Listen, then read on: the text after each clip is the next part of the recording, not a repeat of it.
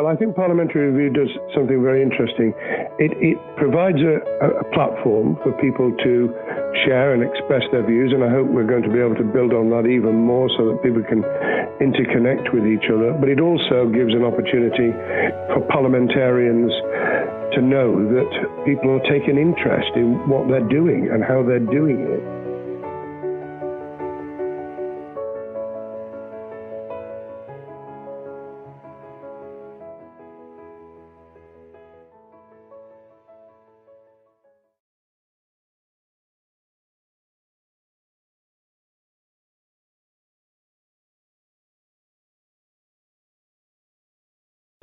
Hello, and welcome to the Parliamentary Review podcast, the podcast that puts leadership in the fore. I'm Jonathan White, and in each episode I'm joined by directors, CEOs, CFOs, government ministers, chairmen, presidents, maybe one day even the Taoiseach, if there's still a common travel area for him to get here. The aim is to discover who these people are, the people who get up each morning and make Britain work. We learn about the chances of a future global recession to finding a cure for clinical depression, and of course the innovation and success in the country that make it all worthwhile in the end. We also get their take on the current political and economic state of the country. Later on in this episode, you'll have the chance to hear our exclusive interview with Lord Blunkett, the former Home Secretary, former Education Secretary, and of course, the current co-chairman of the Parliamentary Review. But for now, we're joined by Sue Hughes-Thomas, the founder and director of the Home Management Company. From the outset, their philosophy has been to provide a service to both landlords and tenant alike, so as to ensure that there was, in their words, the right tenant for the right property for the time that the landlord wanted. The Home Management Company, established in 1986, provides full management to let-only services for over 400 landlords, and at a time when housing is becoming a top political issue, it will no doubt be interesting to find out more about the company and the sector. Sue, welcome. Thank you. Thank you very much for joining us today. You know, it's been a good few months since, obviously, the Home Management Company was being in the review. I think the listeners would love to know what's been happening with the business and yourselves since. Well, we've carried on. In fact, I think this year has been a better year than last year in many ways. Fantastic. There has been quite a lot of interest. I have showered as many people as I can with the Parliamentary Review copy that we've got, which has always got tremendous interest, in fact.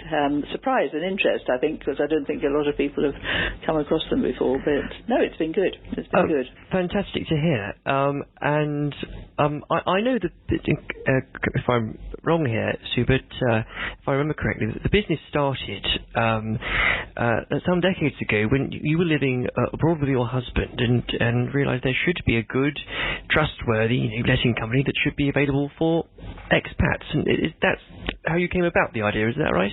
Absolutely, entirely.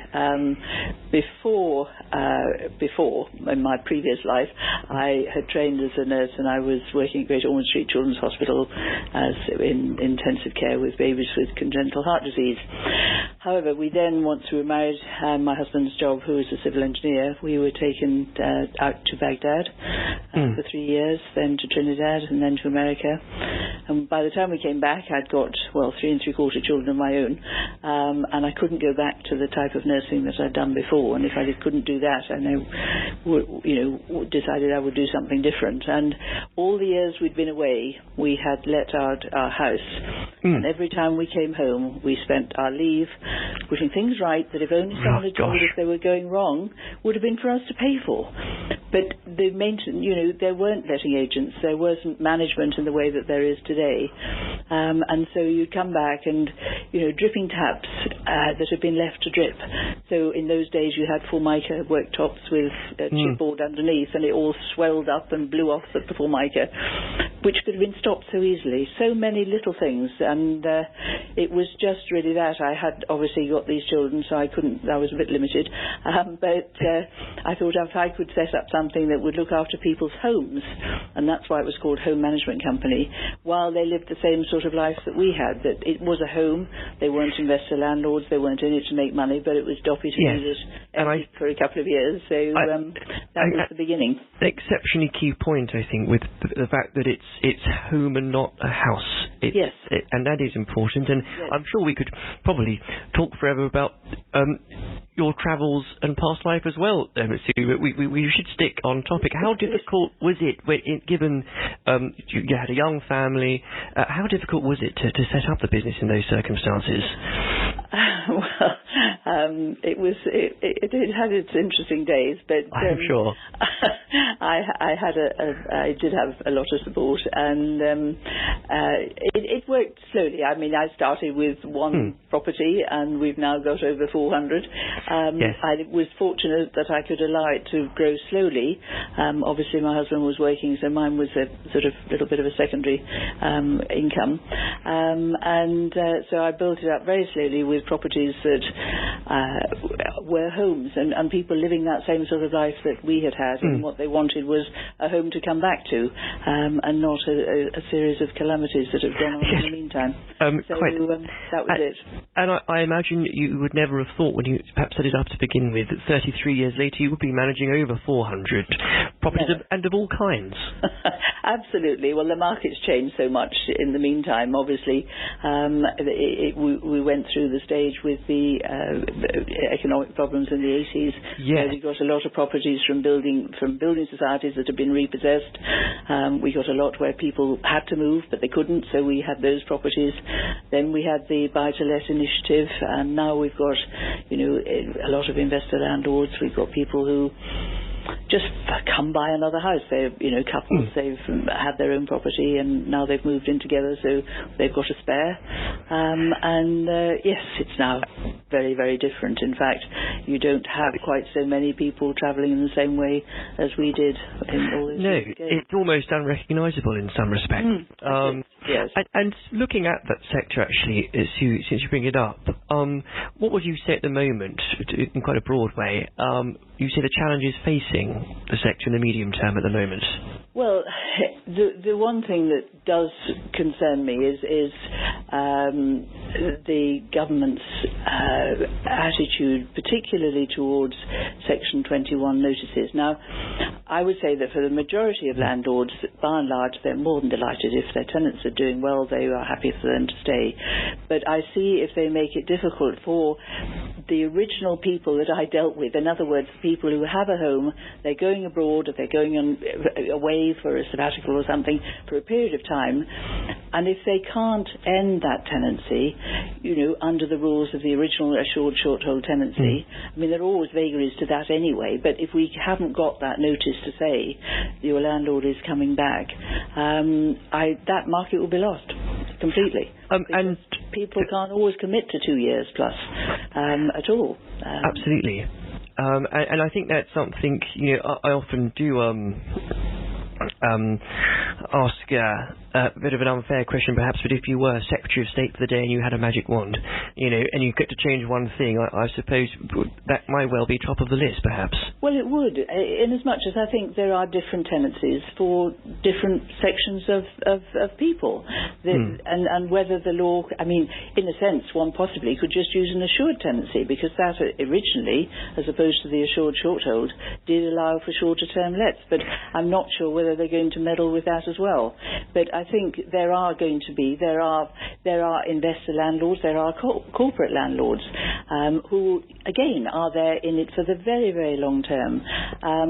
But people's circumstances change, particularly in the majority of the landlords that I work with are one-off landlords. They might have the odd one with 5 or 10 properties, but the majority, they've got 1 or 2, and that's it.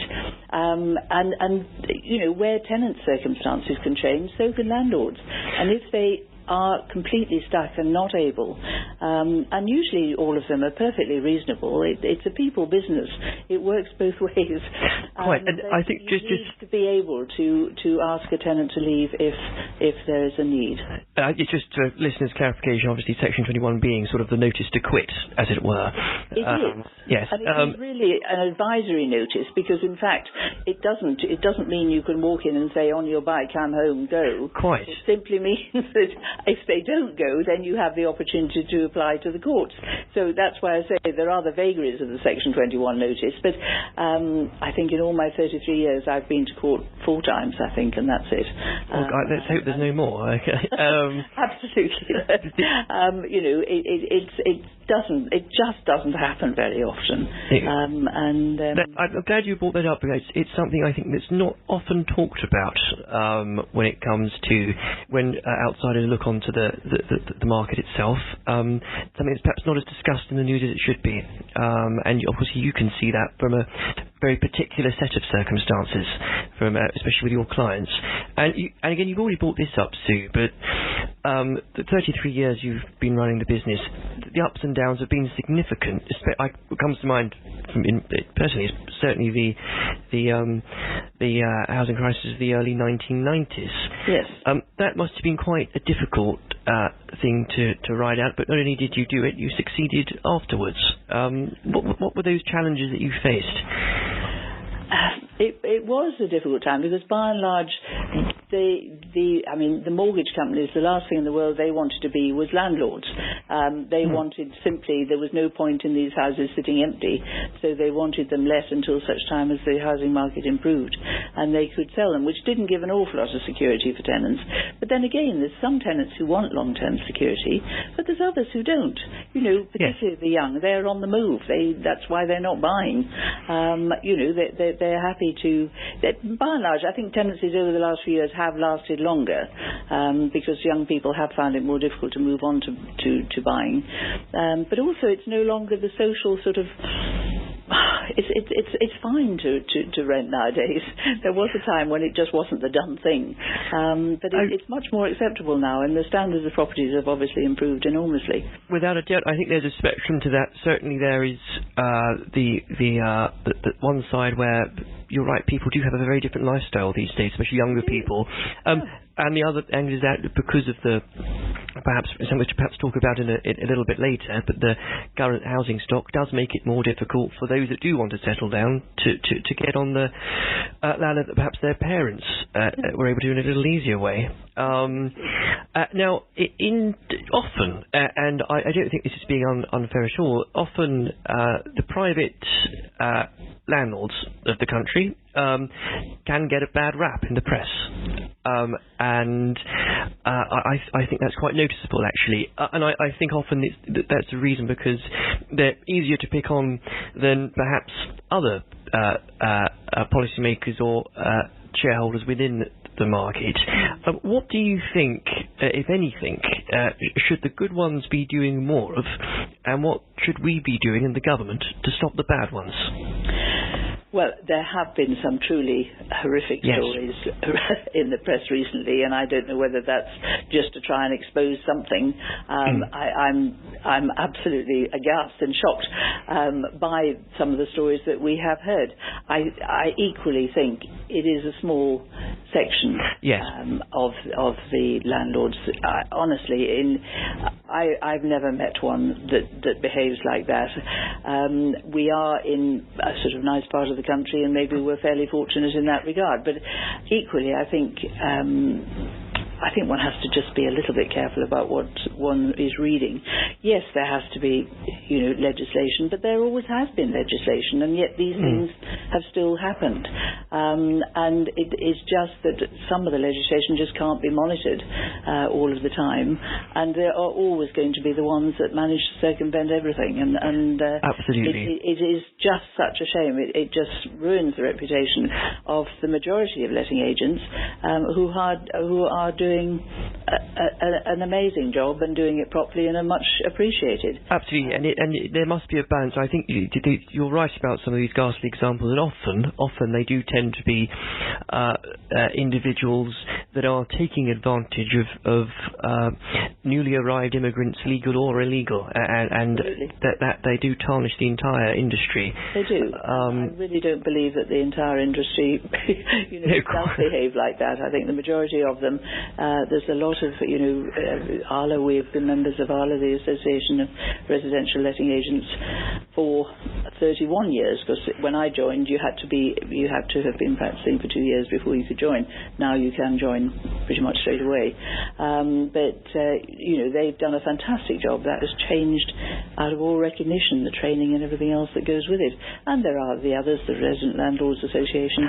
Absolutely. There's a number, and we are now very, very restricted and very, very, we've all got, policies to follow, and if we do it properly, it should all work fine.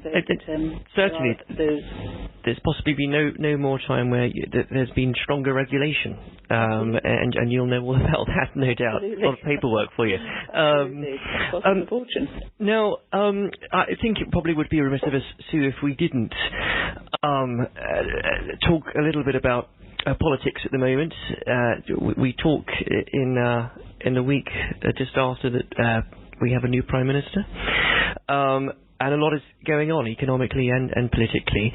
As so many people have written, on both sides, have you found that the current circumstances regarding the unknown conclusion to Brexit, to put it in a diplomatic way, has affected the market, and if so, how? I would say it affected the market much more last year. There was a lot more uncertainty with particularly the Eastern Europeans, but Europeans sort of in general. But it just seems to have gone this year. It doesn't seem to be the same. I think everyone's resigned to the fact that something's going to happen and it'll happen. But the market, I say, has been much better this year, much less.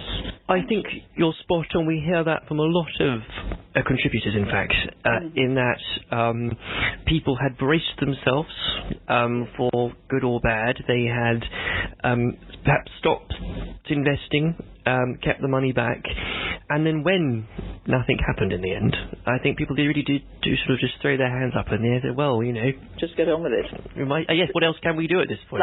Life goes on, and yes, and this year has been fine. The Eastern Europeans seem to have settled perfectly happily. There seem to be more coming. There's a few gone home. Well, fine, so be it. This year doesn't seem to have been anything like as affected as it was last year.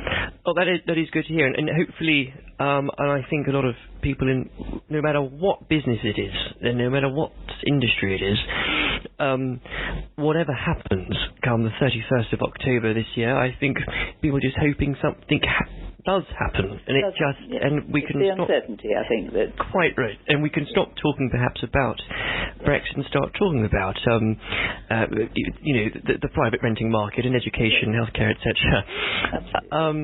Now I know in London, which I know it gets a lot of attention, but it's such a significant chunk of the market, especially when it comes to private renting. The mayor, Sadiq Khan, has recently been talking about the idea of rent controls. Now, apart from something I'm fairly sure I'm right in saying that it's actually outside of his power to implement, it is incredibly controversial. And I don't know if you have any thoughts about that, Sue, but I know it's been tried before, and often it doesn't work. I think it would not be a good idea at all. I mean, there are always the market will take what it will take. I think it's a dreadful idea personally. I think edit that out. But the London market is different. I mean, one has to say the London market is very different. Yes, there will always be landlords who want more than they are entitled to. They may be lucky. The chances are they'll just end up with an empty property. The market tends to sort of level itself out. But I think any sort of rent control, it is a business. You can't control it. It won't be economic for landlords to let their properties if you put a restriction on the rent that they can pay. If you do outprice things, they just don't let. Tenants are they're very savvy these days, much more so than I think they were originally. They do. It used to be in my early days, the rent was the rent and that was it. Nowadays, they know they can negotiate, and they do, and that's the way of the world, and that's the way it goes. I don't think it should. Any sort of rent control would be a very, very bad idea. Absolutely, and I think perhaps the focus should instead be on the more easier thing to do, which is the supply of housing. And I know they're looking. I know every government does promise it, but I think this one has also promised to build X number of houses in the near future. One just hopes it's done equitably across the country. And with the infrastructure needed for it. Yes, there is a shortage of houses, there's no doubt, and there is a shortage of housing for low-income families, and there is also a tremendous suspicion, in the nicest possible way, for people who are claiming housing benefits or universal credit, as it's called now. And it's not their fault. It is because the policies keep getting changed, and the payments are irregular. And it's all very fine, but landlords have their commitments too. They are not all made with money. They have their mortgages to pay. And if suddenly the rent is stopped for 6 weeks while the housing benefit departments get themselves sorted, or it just doesn't work. And that is a major problem in trying to persuade landlords to take applicants who have housing benefit top-ups. So I'm sure we could talk about this until the cows come home. Indeed, the houses get built. I think just perhaps we should return to the more central issue. The company's been a tremendous success over the last 30 years. We know that you're very proud of. What have been your guiding principles in business that have enabled you to do this? Do you think, Sue? Well, I've always said it's a people business, and if you treat people properly, then generally you get a proper response. Every now and again you do get caught out, but tenants pay a lot of money, they pay rent, and they do expect services to be provided. They almost expect things to be put right before they go wrong. But nevertheless, they are paying the rent. You do expect them to look after the properties, but they do expect also to be looked after. And I spend a great deal of my time just nurturing that, so that if they've got a problem, they'll tell me about it, because what you don't want is a tenant that thinks if they don't tell anybody it'll go away, because it doesn't, it just gets worse. So what we all do within my business is to try and just build up a relationship with tenants so that they feel comfortable coming to tell us if they've got a problem, and then we know we can do what we can to help resolve that problem. So treat people as individuals and homes as houses as homes, as it were. No, I just hope the government will rethink the absurdities of what they've been shouting about recently and changing all these. The assured children tenancies work beautifully. In the right circles. There are always going to be landlords who, get it wrong and try it. But I suppose to a certain extent that is because there hasn't been sufficient. Not there's been the regulation, but the monitoring of it, to me it's worked great. Before that, when we let our house, we had the Case 11 and the protected tenancies. There were two types of tenancies, and judges had discretion, and you could come unstuck very quickly with that. If you wanted your home back, as we very nearly did once. But the assured children tenancy came in, and honestly, it opened up the market. very few landlords, serve notice just to get rid of tenants unless they're not playing the game. But if they're behaving themselves properly. But what I fear is a lot of the market, and we had some people in this morning. This must be the 5th, if not 6th year. They've got a house in Spain. They go away for the winter. We let it for 6 months. Yes. And they come back again, and it's always worked brilliantly. There's always a fire or a flood or somebody getting a divorce. They want a short-term let. What's going to happen to these sort of guys? What's going to happen to the people like we were? We're going away for 2 years. My husband was civil engineering in those days. Where you let your house, your home, for that period while you're away. What's going to happen? Is there going to be a different sort of tenancy for these people? I think the only question there, I think, is perhaps the divorce might be more damaging for property than fire sometimes, I think. But absolutely. Yes. Absolutely. But what I mean from that is it's a short-term need. Absolutely. It's a short-term need. And that's what I see, and there's so many people like that. And, just people who they could sign up for a year, but after 8 months they lose their job or lose their partner or the job moves. And, yes, you have to work your way around those ones. But not everybody wants a long-term tenant. There is a need for that. There is. And we as agents, if we are responsible, find those properties for those people. There's no point in putting a family into a property that I know the landlord's coming back in 6 months' time. What is the point? Well, look, Sue, thank you very much for joining us. It was a pleasure talking. Thank you. Thank you indeed. Bye.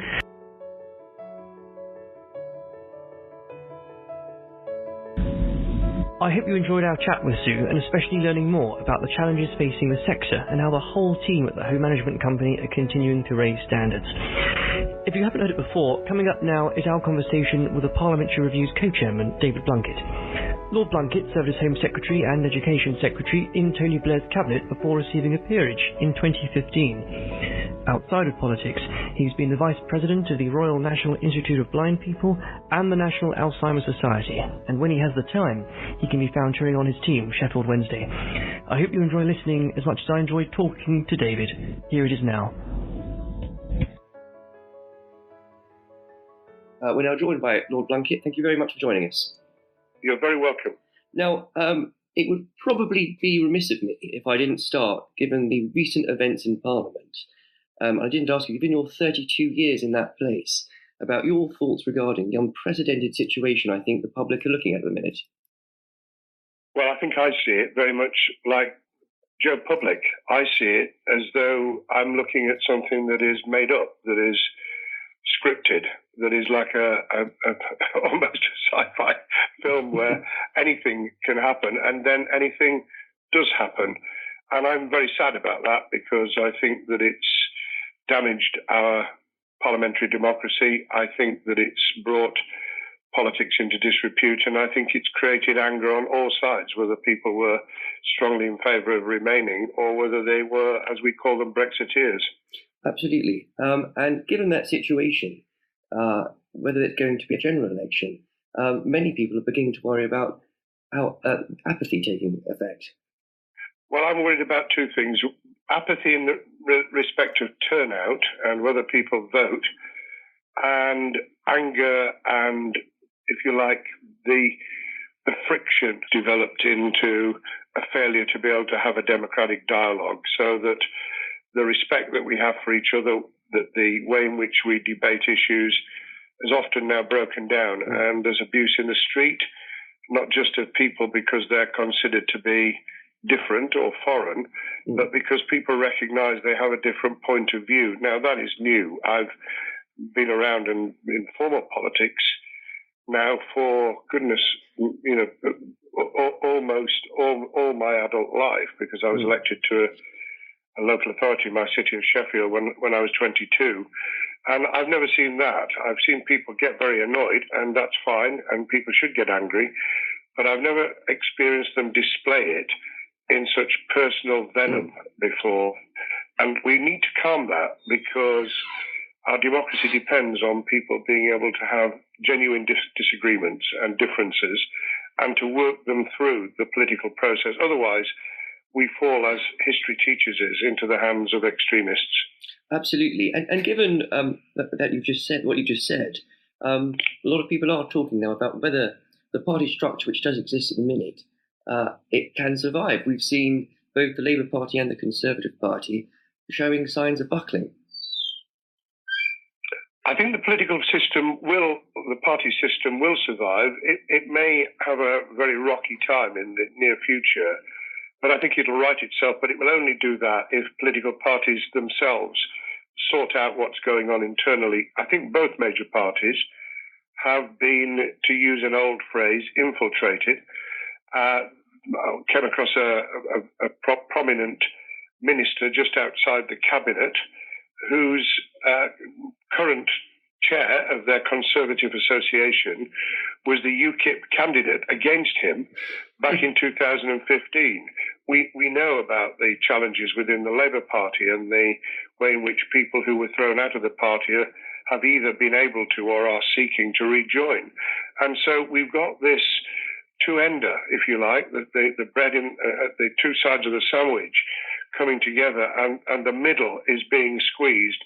Now, there's academic work to say that actually the electorate aren't all that keen on centre parties, particularly at the moment.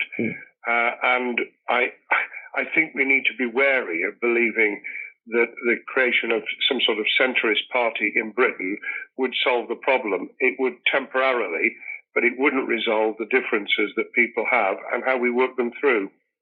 A lot of people have been suggesting recently that the only way out of this situation is with a second referendum. And I write in saying that you have quite reluctantly come to that position yourself. It took me a very long time to come to the conclusion that we would need an affirmative vote. I resisted it because I come from and represented an area deeply disaffected, feeling the effects of deindustrialization and then the austerity measures on the back of the global meltdown, and felt in my bones, which is why I wasn't one of those who thought we were easily going to win the referendum for Remain in 2016, that you need to deal with the underlying problems and causes of that disaffection. And the simple slogan, "They didn't hear you the first time, tell them again," could be very effective, a kind of Trumpian slogan that could be adopted by those who are very, very vehement Brexiteers. However, I think given the state that we're in, I came to the conclusion a few weeks ago, and I wrote in the Daily Telegraph, that I think the only way to deal with this is to get an agreement for this interim period, because that's what it is, a transition from where we are to where we might be, and then put that to the British people. And if the British people don't like that negotiated agreement, either Theresa May's original or something that emerges from the discussions and the debate and the toing and froing between the two major parties, put that to the electorate and give them a chance 3 years on from 2016 to make a new choice as to whether that's what they want to go for, that's the direction they want to take, or whether they'd like to take a step back and remain in the European Union. And do you think that the people of Sheffield that did vote leave, many of whom voting for the first time in decades or the first time ever, do you think that they would feel maybe slightly frustrated at the call for a second vote? Yes, I think they would. And I think we just have to be really honest about that. There would be a great deal of frustration, bordering on anger, people saying, we gave you the message, why didn't you just do it? And we have to be straight with them. The reason it's been complex, the reason it's taken this time, the reason that we are in the undoubted mess we're in, is because it wasn't simple. You didn't, as some people thought, sign a bit of paper and walk away. This is a complex, interconnected, economically, socially, in terms of our trade and our relationships, not just within the European Union, but with the European Union's agreements across the world. This is a complex issue. And to pretend otherwise is not to give people what they want. It's to patronize them and say, yes, we don't think you were wrong. We don't think that you got it wrong when you thought it was a simple way out. I think you just have to be straight with them, and they'll be angry. I mean, people are angry with me when I walk around in my own constituency and say, "What are you up to?" And I say, "I'm up to trying to speak the truth. I'm up to trying to say it as it is, as I always have done." Absolutely. Now, given all of that, one would expect the governing party to perhaps be somewhere between 20 points and to 30 points behind the opinion polls, but they are not. And there has been an awful lot of criticism of the leadership of the opposition regarding that. Would you have any advice for the leadership of your party?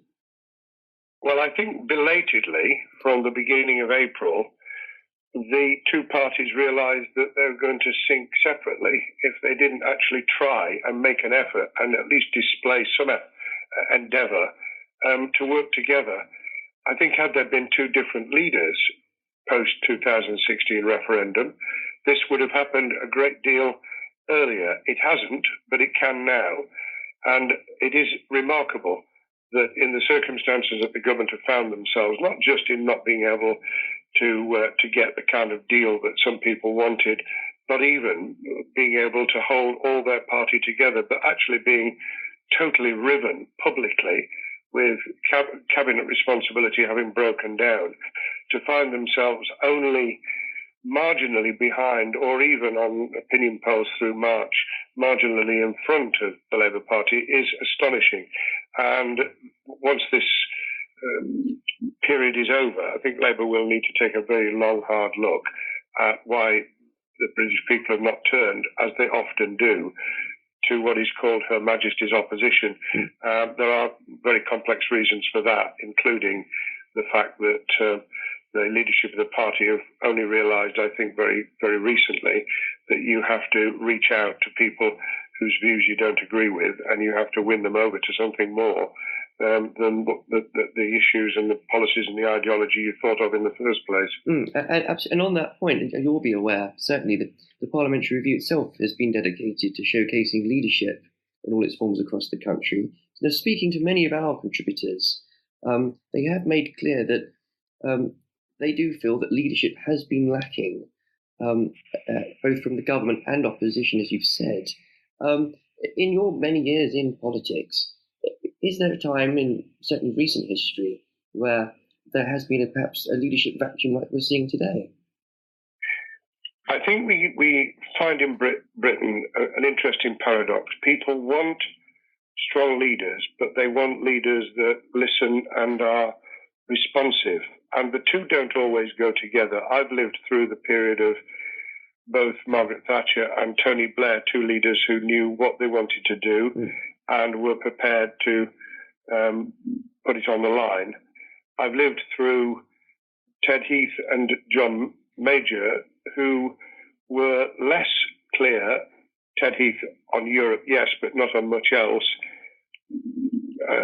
John Major really trying to mop up after the controversial and divisive Thatcher era, where they showed a different style of leadership. Now, they were portrayed as being weak.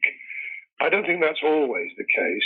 I think that you can have leaders who are very clear what they want to do, but to turn on its head the Marxist slogan, speak softly and walk with a big stick, they can actually do the job clearly and decisively. Clem Attlee was such a person, and in many ways so is Harold Macmillan.